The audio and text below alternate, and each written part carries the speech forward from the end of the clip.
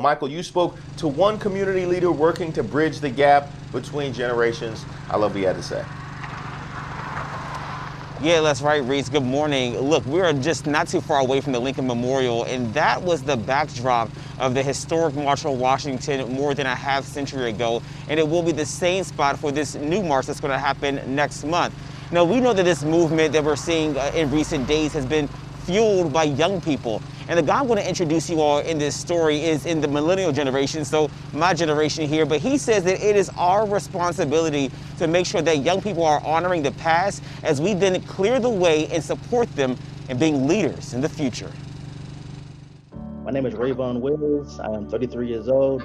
I'm a DMV native, born in DC, raised in Maryland, and my foundation is Rebel for the Cause. I've done seen everything from drive-by shootings, man, to deceased people, to anything you can think of that would be on TV, how you see now, actually seen in person. And had to deal with my father being, in jail majority of my life, and then him getting out. Then a year later, committing suicide. So I had to deal with that all at a young, all before 21 years old. So that was a lot of trauma, I had to kind of break out of.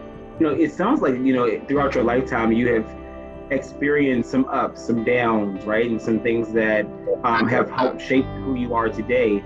It showed me that I can get through anything, man. Being beat down like that, just a lot of trauma and just mentally beat down, and just growing up and seeing things and growing up in these poverty and, just poor areas, it made me tougher, It told me that I can become what I want to become. So I know you started this organization out of Davon McNeil's death.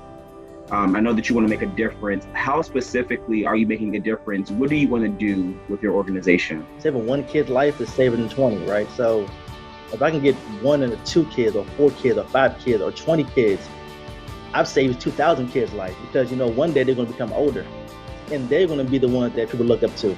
For you, as a person of color, a millennial, being the bridge between the young generation and some of the older generations, what does that space mean to you? I relate to the younger crowd and also the older crowd, because I know the lessons, I know what happened for the older generation, and now I'm seeing what's happening to the younger generation. So it puts me in the perfect position to help both.